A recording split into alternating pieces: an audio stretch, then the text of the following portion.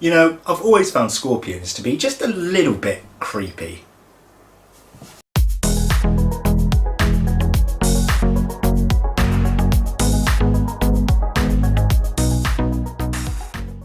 Hello everyone and welcome back to Bug Realms. On this channel we like to discuss all things creepy crawly, so if that interests you, please consider subscribing to our channel.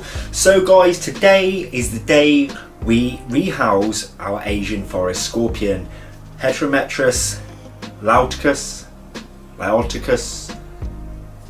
I don't know. I'll pop it on the screen somewhere for you guys to read anyway if you want to check it out.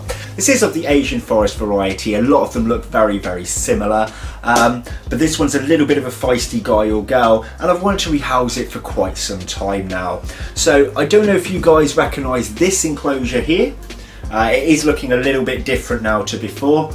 And I know I've got a lot of new subscribers as well, so a big thanks to all you guys who have joined my channel, and a massive thanks as well to Exotic Slayer for giving me that shout out and that opportunity to show you guys my channel.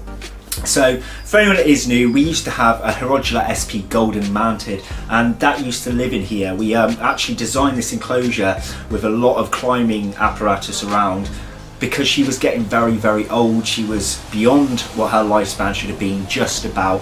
And we made a retirement home for her, and she did pass a few months ago, and this has been left empty. Now, for anyone that has watched my channel for a while, you will know that I used to keep a lot of inverts in these kinds of tubs, and they annoy me just because they're not see-through enough. Nothing about them being cheap or tacky or anything like that. They're very, very handy, easy to make ventilation holes in, but I just don't like not being able to see. And our Asian forest scorpion has been in this for quite some time now. So what I've actually done with this enclosure here, guys, is I've made a few adjustments to when the mantis was in. So let's just take a look at that first. So guys, here's the enclosure. We've still got the vines glued around the edge in there. I'm not going to take that off because I think it looks kind of cool, although it's not going to be used for climbing on like it was with our mantis. We've got a hide down here with sufficient space underneath for the scorpion to hide. They like being in the dark nearly all of the time, and I've got moss on the top there. We've already got springtails added to this mix, and there's a side view there for you guys. So currently the setup is this. So you may think, yes, it's got a lot more space in here, guys, but it really doesn't use a lot. It stays under this cork bark, which is the piece it actually came with when I bought it, nearly all the time. And at night it sometimes comes out and comes on the top of this cork bark and maybe uses half of this enclosure only. So if I were to lift this up, let me have a little zoom in for you first. There it is. Now, I don't recommend you guys at home just popping your hands into a scorpion enclosure like I did, but I'm quite used to removing the hide to check upon this one because I very rarely see it. It's actually got an extra bit of kind of fine bark around the edging there, which is what it's hiding under now. There's a lot of bright lights on this enclosure, guys. That's why it's hiding away. It doesn't like it. Now, you'll see a lot of white dots in here. I know a lot of people worry about mites. These are springtails, guys. They are thriving within this enclosure. So I'm going to actually keep the substrate in here to continue on the growth. So there we go, guys. I'm going to remove this bit because he's going to keep trying to hide underneath. It's actually gone down into the bottom corner here where you can't see. Let me see if I can maneuver it out a little bit.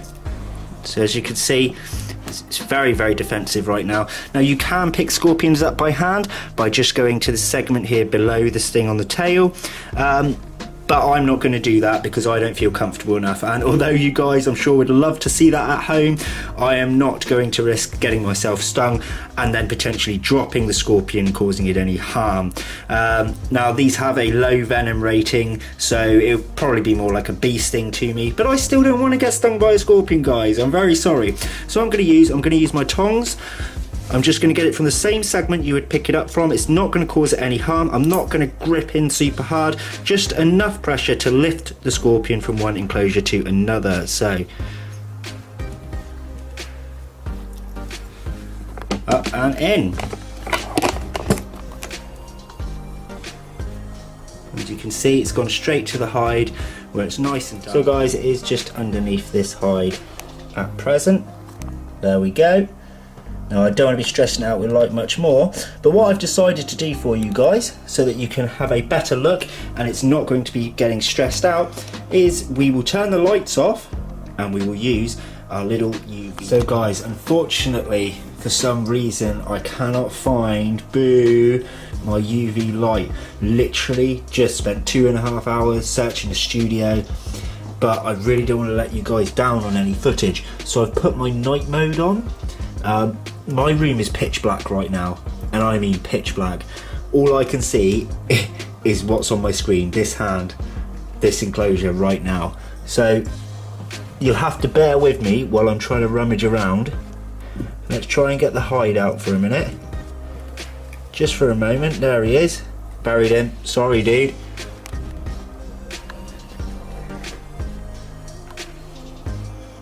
Right.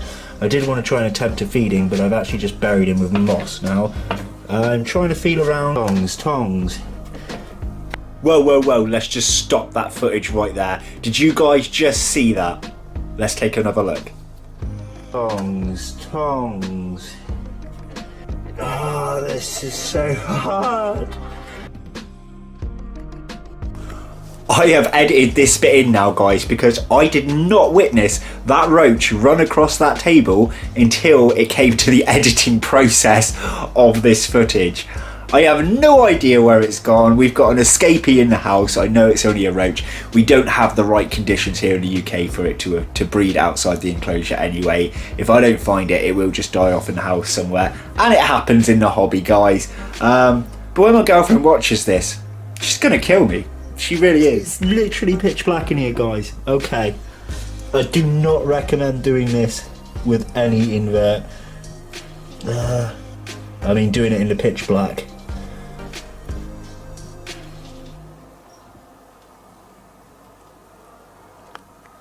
Well, he's out.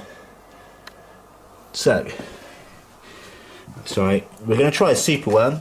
I'm going to have to guide the camera as I go, guys, because I literally can't see a thing. Oh, I missed. Wriggly worm, wriggly worm. Where's he gone? There he is.